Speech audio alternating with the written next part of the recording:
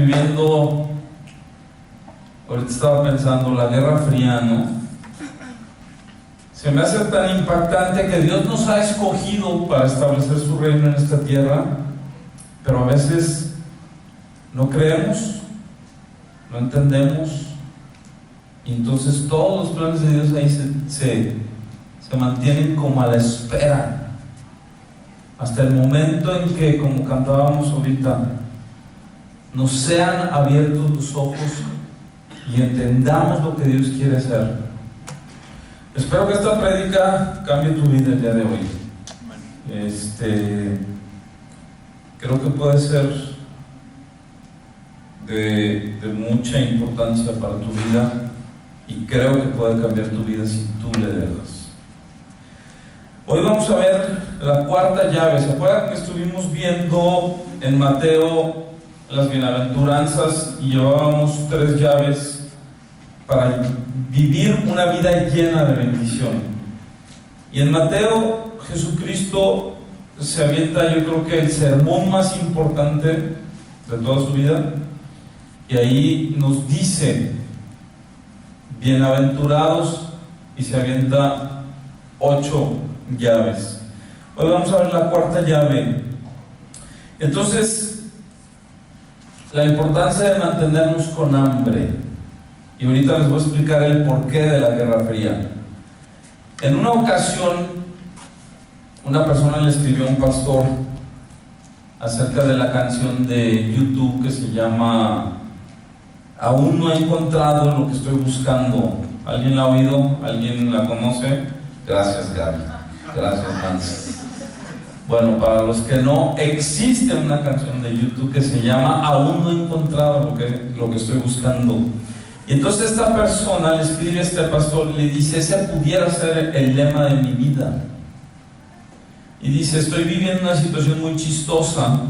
Dice: porque a pesar de mi corta o de mi temprana edad, he logrado muchísimas cosas.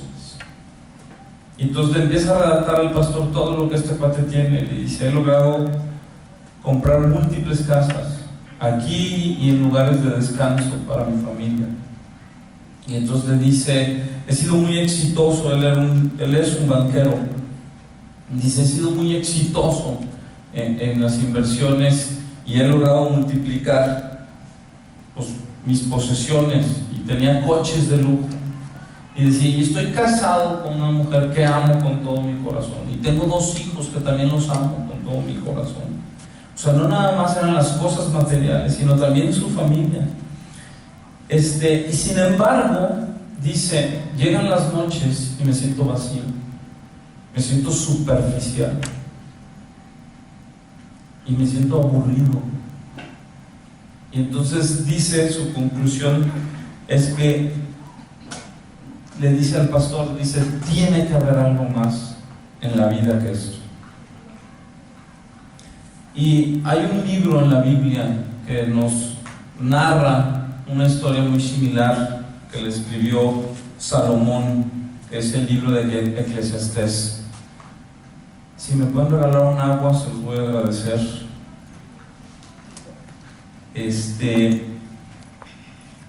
Muchísimas gracias. Qué rapidez. Te lo agradezco. Pasé una mala noche. Tenía mucho tiempo que no me enfermaba del estómago, como en la madrugada. Traigo un poquito seca la boca. Entonces, Salomón escribe en este libro de Eclesiastés lo mismo que este cuate está narrando. Salomón lo escribe en su crisis de los 40. Y pudiéramos, o sea, si leemos este libro, nos vamos a dar cuenta que no es un libro así como que de mucha motivación, sino es al revés, es así como un libro como de duda, como medio depresivo.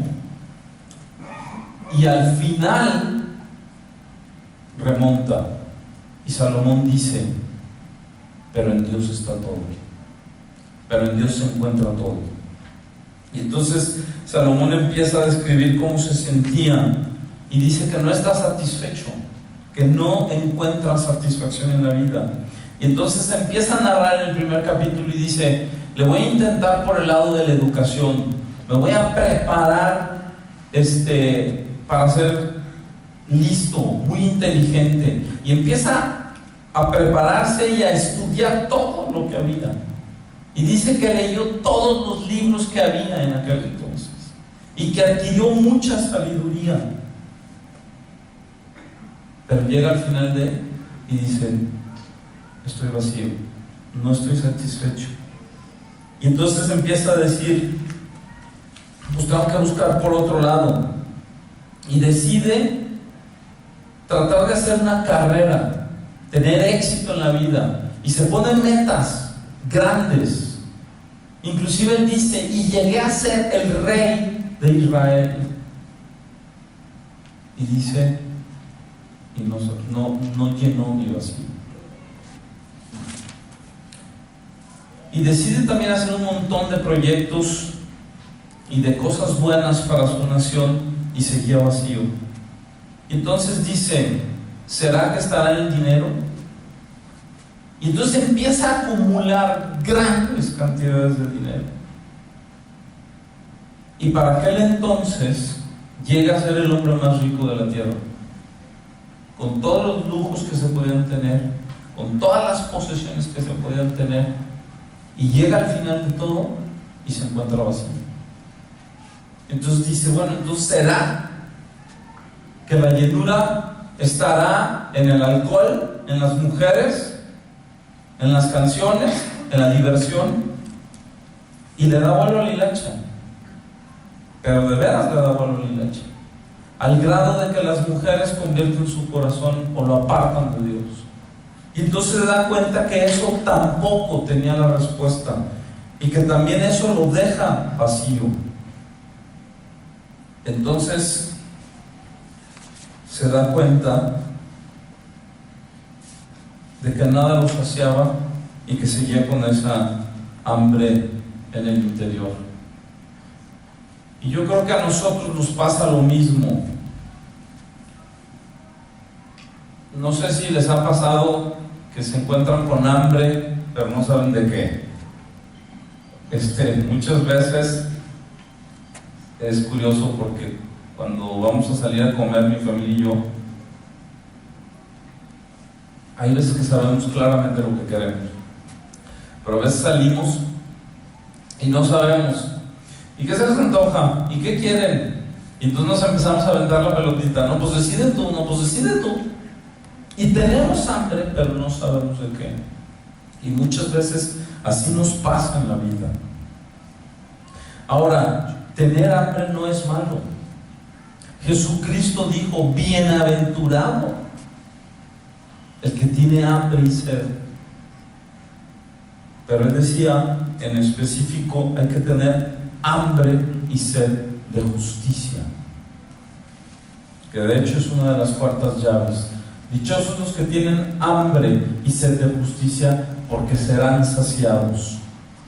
Entonces, esta es una de las llaves que Dios instituyó para que nosotros pudiéramos tener una vida llena de bendición. Entonces, ha de ser muy importante. Y vamos viendo lo que significa tener hambre y sed de justicia, y lo que significa ser saciados. Entonces, aquí hay dos palabras muy importantes. Una, justicia. Dos, saciados. Vamos a analizarlas para ver qué era lo que nos quería decir Jesucristo. En otras versiones, para la palabra saciados, se está oyendo como con mucho rebote aquí, porque es. En otras versiones dicen: serán completamente satisfechos. Y veo caras y digo: ¿cuántos de nosotros no hemos buscado por aquí, por allá, buscando sentirnos satisfechos, contentos, plenos, y nada más no le damos en el clavo?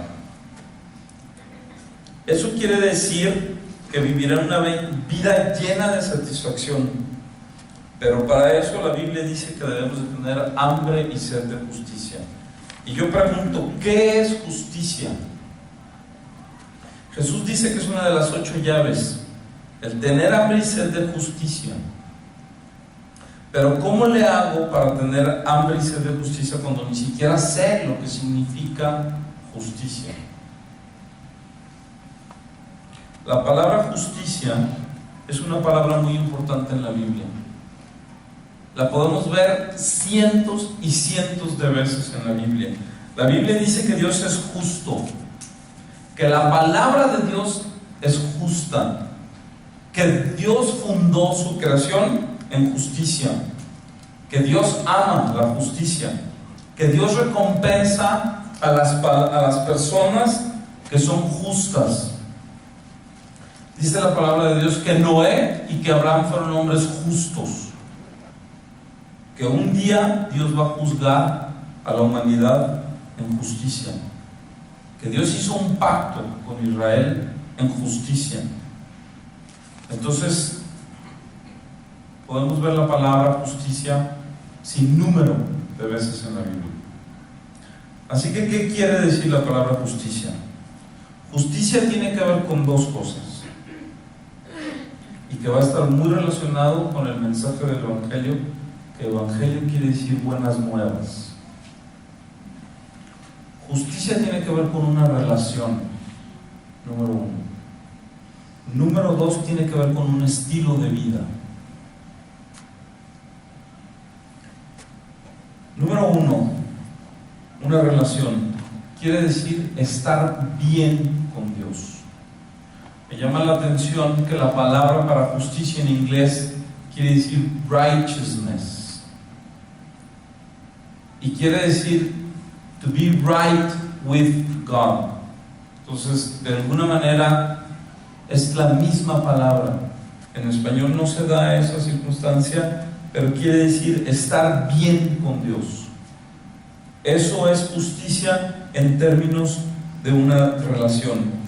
Romanos 1:17, en una versión de paráfrasis, que no tenemos la versión en español, pero yo la traduje, dice: las buenas nuevas nos dicen cómo Dios nos hace estar bien con Él.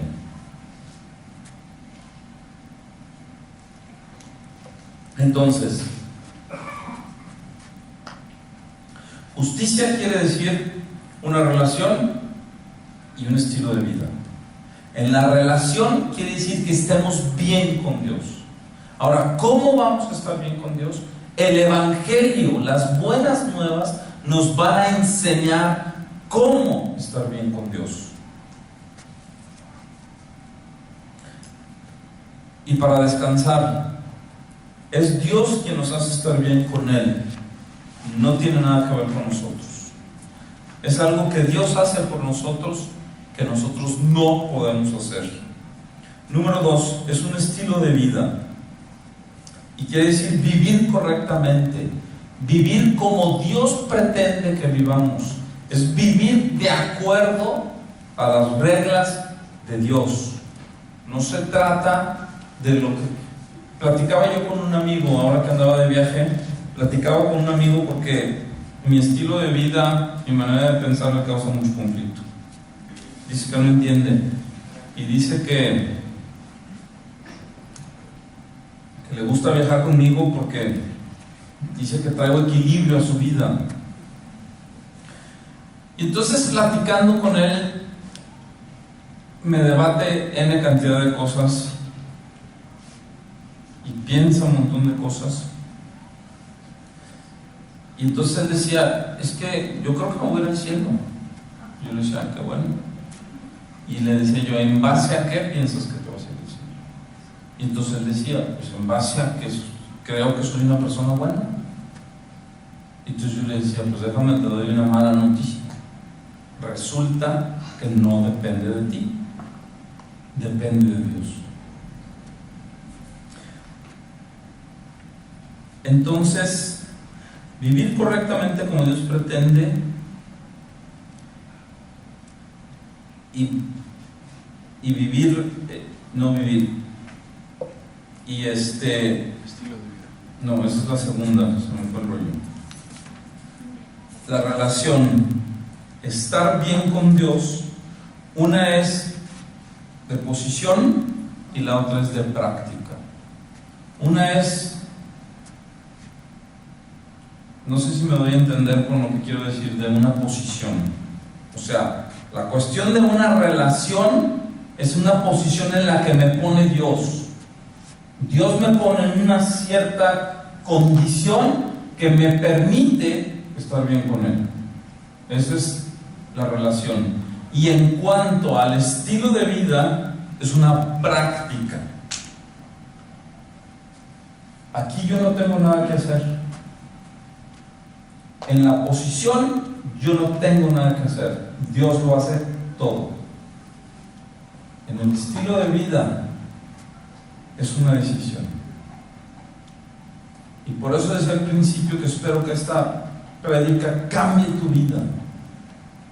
Porque los cristianos tenemos que aprender a decidir conforme a lo que Dios nos habla. A veces estamos esperando que nos caiga el 20, que nos sea revelado. Y por eso digo que vivimos en una guerra fría. Porque continuamente... A ver, me voy a ventanear para que nos entendamos bien. ¿Quién no lucha? ¿De qué te ríes? Fíjense bien, mi trabajo me encanta, me fascina, pero me cuesta mucho trabajo. Me cuesta mucho trabajo, les voy a explicar por qué. Ahora que no estaba aquí, me fui a África y me invitan para que yo pueda promocionar y promover. Trabajo en una agencia de viajes, tenemos una agencia de viajes. Pues me invitan y me voy en business class, en la mejor aerolínea del mundo, en un espacio que tiene hasta su propio minibar, donde el asiento se acuesta por completo, tienes como un cubículo para ti, una pantalla de este tamaño para ver lo que quieras. Llego allá, me recogen en un helicóptero, me llevan al hotel. Hoteles impresionantes, en lugares estratégicos increíbles, con alberca en mi cuarto. Entonces, yo regreso aquí y me pongo a cantar eso y digo: gracias, Señor. Gracias, Señor, por la iglesia. Porque la iglesia es la esperanza del mundo. La iglesia es el instrumento, el organismo que Dios va a utilizar para cambiar la vida de todos nosotros y de poder establecer el reino. Pero entonces aquí va mi pregunta. En cuanto a mi estilo de vida, ojo, yo no estoy diciendo que todas estas cosas que yo acabo de mencionar sean malas. Simple y sencillamente, nuestro corazón se vuelca para buscarlas de continuo y apartarnos de Dios. Pregunta: ¿quién lucha? Y no me levanten la mano, es una pregunta al aire, no quiero que nadie se ventanee. El único que está ventaneando aquí soy yo, para que vean que no soy mala onda. Pero entonces, ¿quién no lucha con todo este tipo de cosas? Y entonces, ¿qué es lo que sucede? Que queremos trabajar más para poderlas tener, pensando que esto es lo que nos va a saciar realmente. Yo tengo que encontrar un punto en el cual me pueda relacionar con mis hijos de tal manera que cree una relación muy fuerte. Pero continuamente está uno teniendo que jugar con todas estas tentaciones y con todas estas cosas que nos están atrayendo, que nos están jalando, que nos están seduciendo. Pero no podemos dejar de vista que el único que va a saciar nuestras vidas es Dios. Pero no nada más que es el único que va a saciar nuestras vidas, sino que en esta decisión de mi estilo de vida, yo tengo que vivir una vida justa, con un corazón entregado a Él, sabiendo que mi vida ya no es mía, sino de Él. Entonces yo tengo que preguntarle: ¿qué quieres para mi vida? Pero no podemos olvidar olvidar que está Dios y que Él es el que compró nuestras vidas con un propósito. Y a veces tendemos a ver la vida aquí y ahora. Y la vida es la eternidad. Nuestra vida aquí en la tierra es como si yo en esta pared siguieran 100 metros para allá y 100 metros para allá y pintara un puntito negro con una pluma. Nada que ver con la eternidad. Entonces tenemos que estar de continuo en contacto con aquel que nos creó. Porque quien te debe de dar las instrucciones de tu vida es Dios.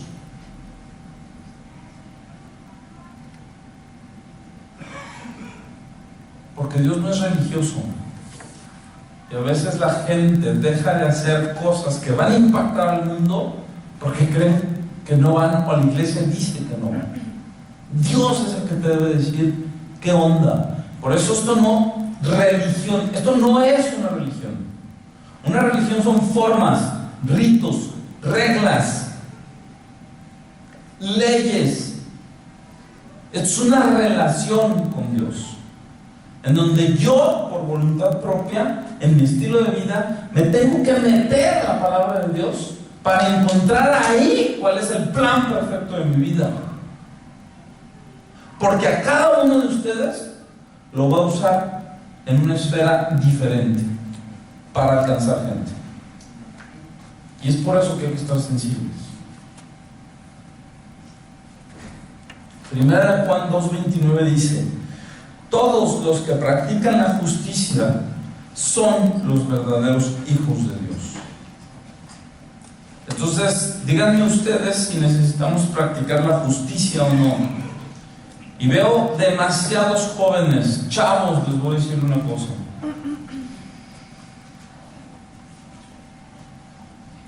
No hay peor cosa en la vida que desperdiciarla.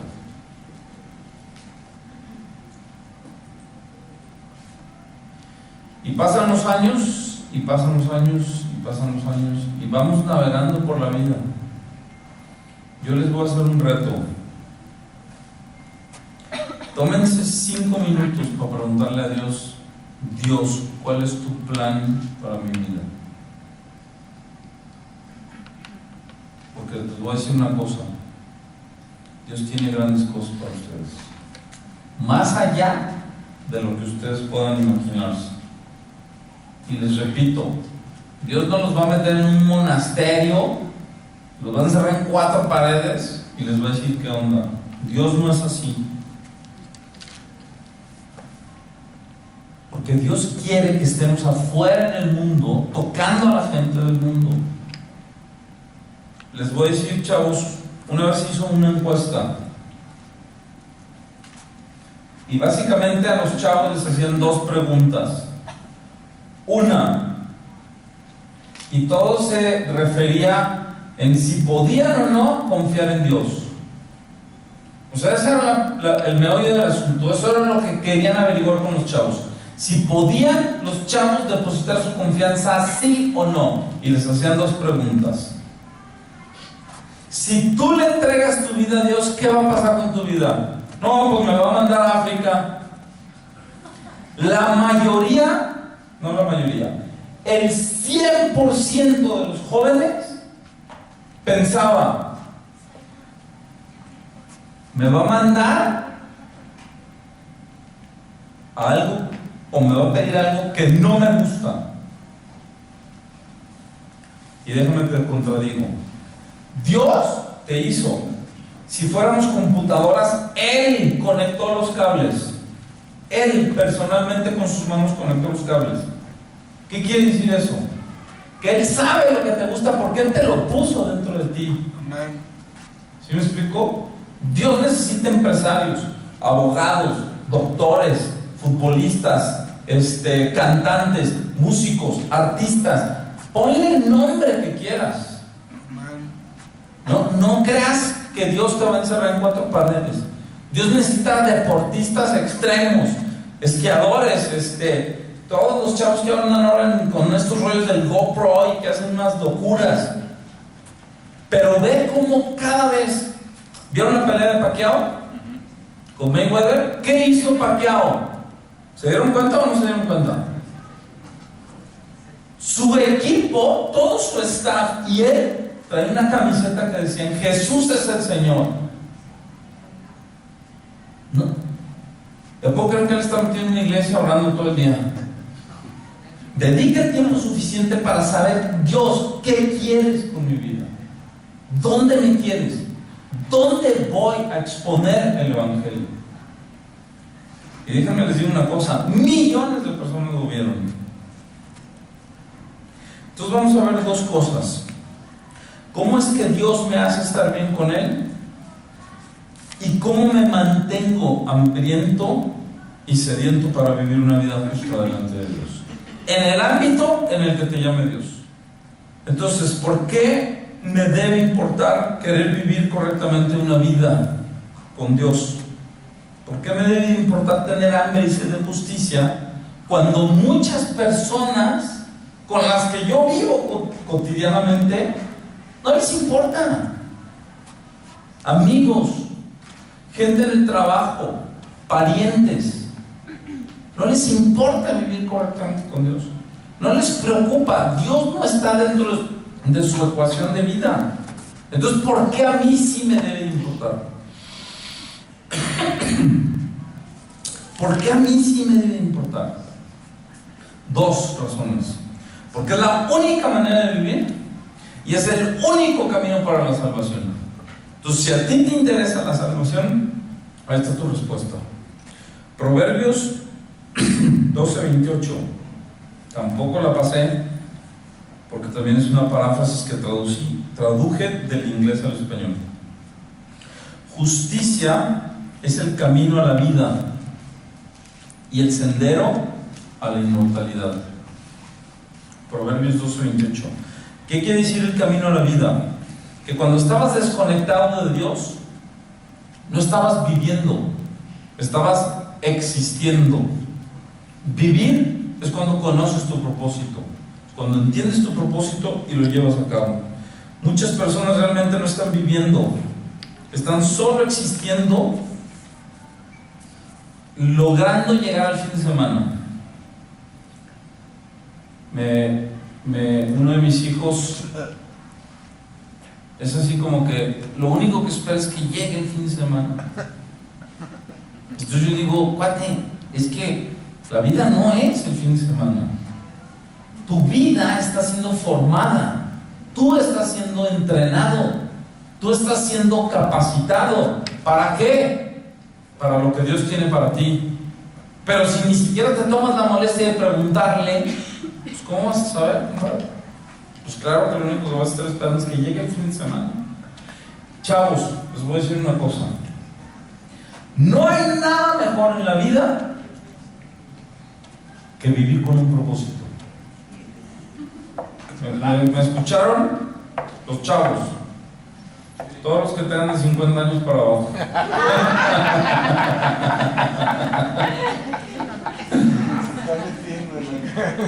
No hay nada mejor en esta vida que vivir sabiendo para qué se vive. ¿Estamos de acuerdo, verdad? Los que tienen más años pueden levantar la mano y pueden decir: sí es cierto. Sí, es cierto, es cierto. No hay peor cosa en esta vida que no saber para qué se está aquí.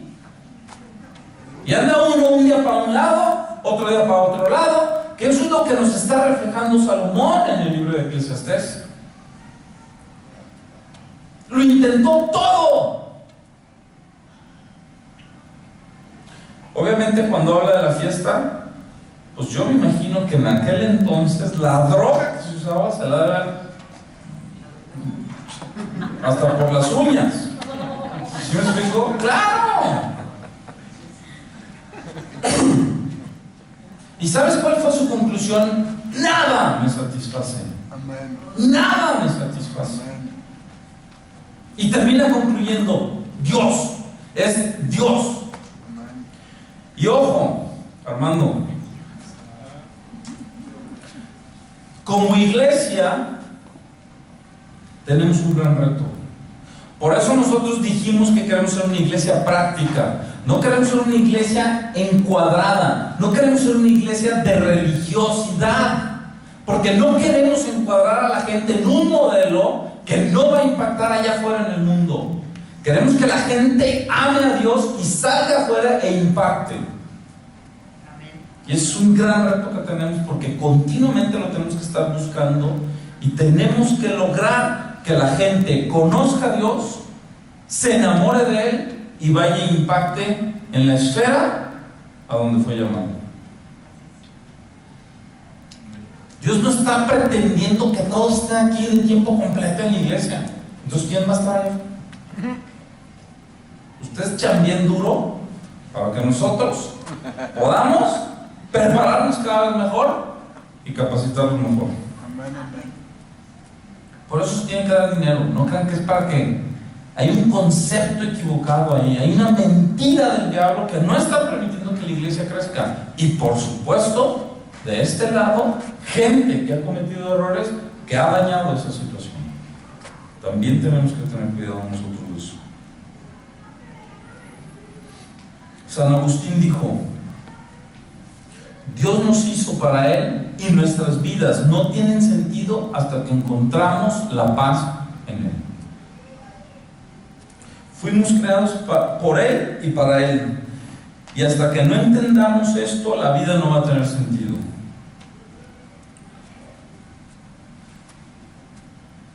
Lo que te quiero decir es, sea lo que te guste, sea donde Dios te ha llamado, hazlo bien y para la gloria de Él.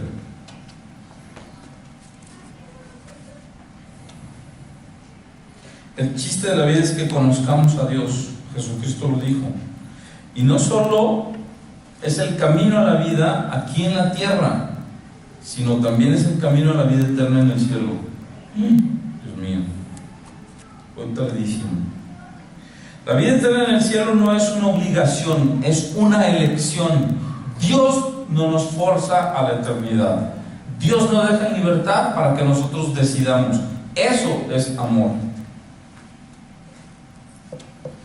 Entonces Dios creó el cielo para sus hijos porque nos ama. Y Dios quiere que estemos en el cielo, pero no nos va a forzar. Podemos vivir la vida conectados a Dios o desconectados a Dios. Ahora, ¿cuál es el plan que Dios tiene para mi vida? ¿Cómo es que Dios me va a hacer justo? Número 1, que este es el Evangelio resumido en 3. Yo no me puedo hacer justo a mí mismo. La Biblia dice que todos la regamos, que todos nos desviamos, que cada uno se fue por donde quiso. Y entonces, ¿cómo es que alguien imperfecto se hace perfecto? ¿Y por qué es esto importante?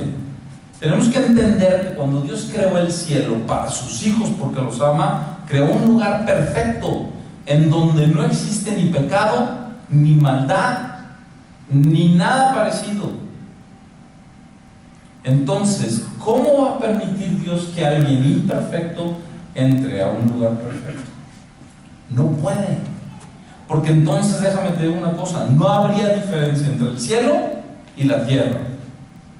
Si nosotros como seres imperfectos entráramos en el cielo, corromperíamos todo eso. Y empezaría el homicidio, y empezaría el pecado, y empezaría la maldad, el odio, la envidia, llámale como quieras. Entonces, evangelios son las buenas nuevas. Y de alguna manera Dios tiene que tratar con mis imperfecciones para que yo pueda entrar en un lugar perfecto. Eclesiastés 7:20, por favor. Dice: no hay en la tierra nadie tan justo que haga el bien y nunca peque. Por eso necesitamos que Dios nos haga justos. Nosotros no vamos a poder. El evangelio, o lo que Dios nos demanda de nosotros, es como si dijéramos: ok, para salvarnos tenemos que nadar desde California hasta Hawái y a ver quién llega. Y podemos entrenar todo lo que quieran. Ahora que estábamos en Houston, vimos la llegada del Ironman. Impresionante. Se avientan 3.8 kilómetros nadando, 180 kilómetros en bici, 42 corriendo. Impresionante. Ni aún ellos pueden. Ahora, tú me podrás decir, oye, es que hay personas más buenas que otras. Sí, sí hay personas más buenas que otras. Definitivamente.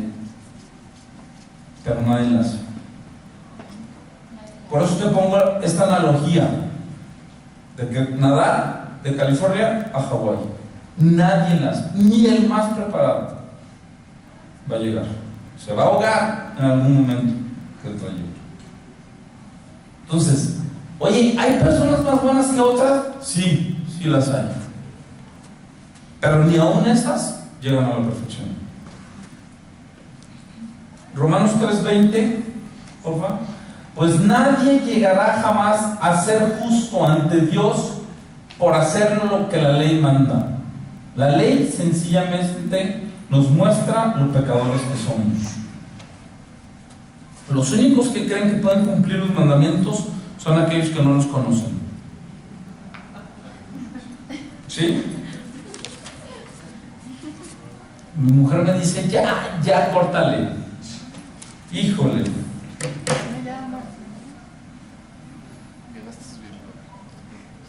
¿Vamos bien?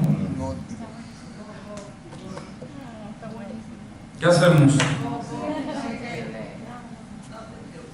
A ver, levanten la mano los que digan sigue y levanten. Ahora levanten la mano los que quieran que lo dejemos para el próximo semana. Nadie. Bien dicen que uno no es profeta en su tierra, ¿verdad? Me voy a ir lo más rápido que pueda. Entonces todos nos hemos quedado cortos. Nadie puede llegar al cielo por su propia justicia. Ese es el punto número 1 del Evangelio. De toda la Biblia,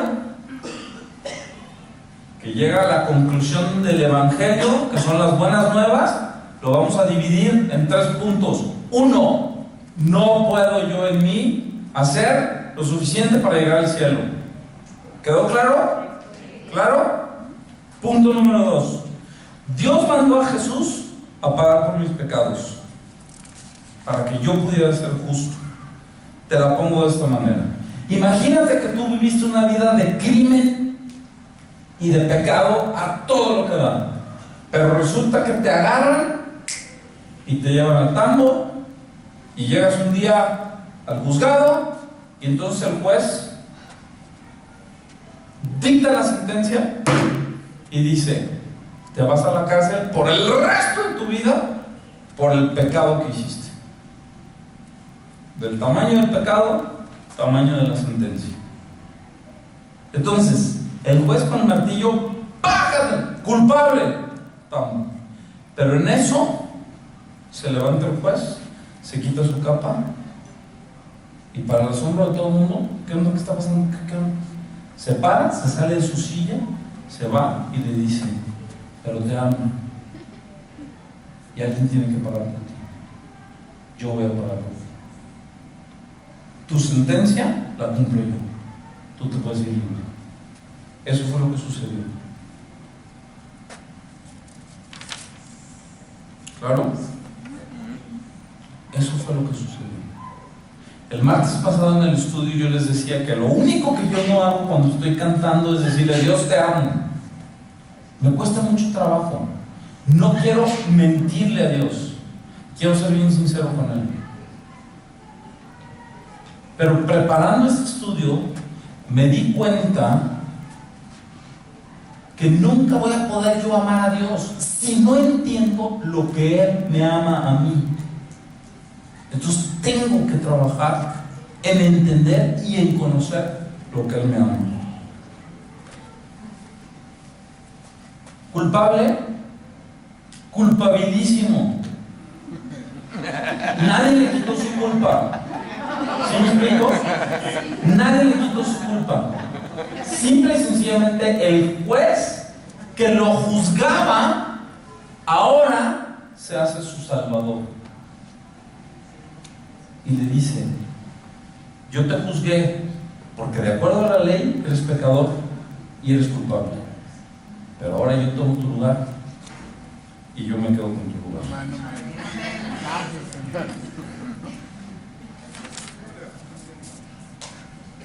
Esa es la diferencia entre el cristianismo y todas las religiones. Todas las religiones tienen una lista de hacer esto, hacer lo otro, hacer lo otro, hacer lo otro, hacer lo otro. ¿Para qué? Para agradar a Dios. Una lista, otra lista, otra lista. Pero el cristianismo, en lugar de tener la palabra clave hacer, tiene la palabra clave hecho. Ya se hizo. Lo hizo Jesucristo por nosotros. Romanos 3:23-25.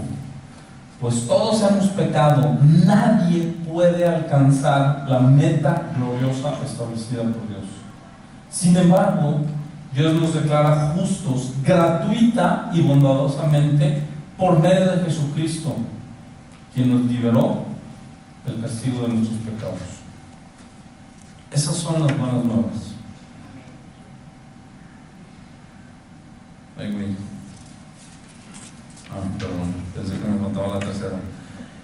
Entonces, Jesús nos dio dos símbolos. Me está distrayendo, aquí no puedo usar. Jesús nos dio dos símbolos. Dos símbolos para que nos recordemos de esto toda la vida. Ahora, con los símbolos tenemos que tener cuidado de que no se vuelvan tradiciones. Pero son dos símbolos: el bautismo y la cena del Señor. El bautismo y la cena del Señor. ¿Por qué?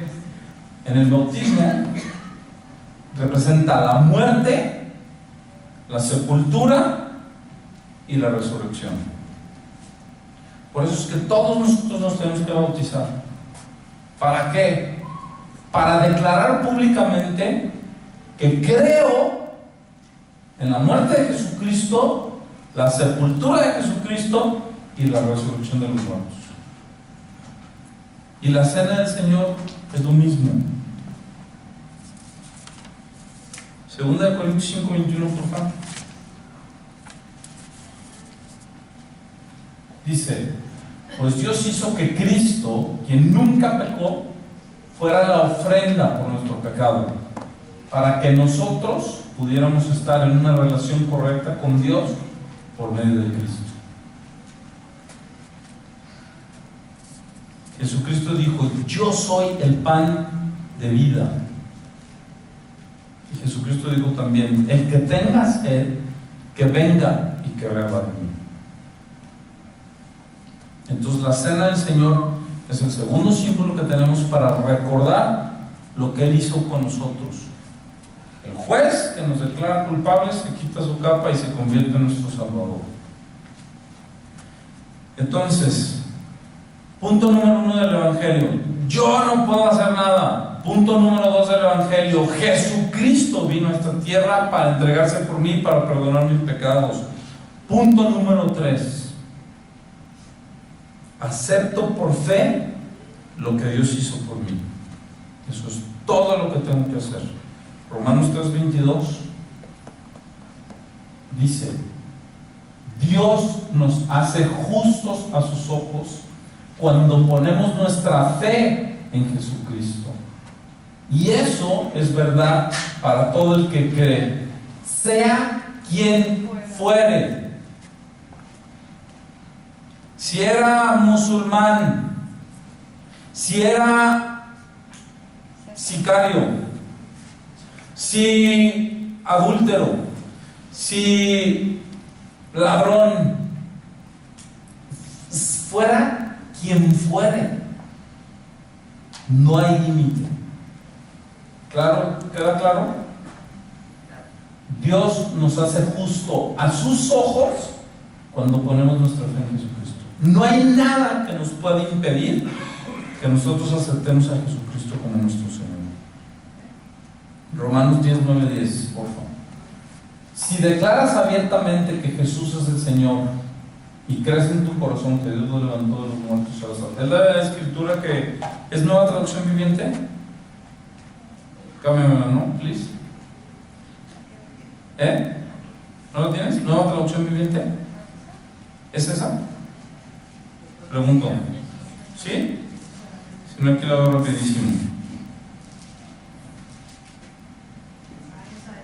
¿Sí? ¿Sí es Nueva Traducción Viviente? Está bien, que sí, está bien. Es que se me hizo así como que ya muy cantadita. Si declaras abiertamente que Jesús es el Señor y crees en tu corazón que Dios lo levantó de los muertos, serás salvo. Pues es por creer en tu corazón que eres declarado justo. ¿Creer qué? Alguien dígame, ¿creer qué? ¿Creer qué? Dos puntos les dije ahorita. ¿Cuáles son esos 2 puntos? Que yo no puedo hacer nada por mí. Que yo no puedo hacer nada por mí. 1, 2, que Jesucristo lo hizo por mí. El Evangelio. ¿Van a predicarle a alguien el Evangelio? 3 puntos. No puedes por ti, porque por más bueno que seas, no vas a dar la medida. No vas a llegar a Hawái, por más picudo que seas para nadar. 1, 2, alguien lo tuvo que hacer por ti. El juez que te condenó es el juez que te salva. Jesucristo. Ese es el Evangelio. 3, lo único que tengo que hacer es creer. Por eso dice ahí, pues es por creer en tu corazón que eres declarado justo a los ojos de Dios. Y es por declarar abiertamente tu fe que eres salvo. Ojo, vamos a nacer de nuevo, todos inclínense y declaren conmigo. No, por creer que no puedo yo, que me quede claro que no puedo yo por mí mismo. Y número 2, Jesucristo lo hizo por mí. Y voy a dejar las 5 maneras de mantenerse hambriento para la otra, porque ya me extendí 15 minutos. Vamos a ser bien respetuosos con el tiempo y de alguna manera el próximo domingo voy a meter 5 maneras de cómo mantenerse hambriento. Muy importante. Necesitamos mantenernos hambrientos. ¿Sale? Que Dios los bendiga.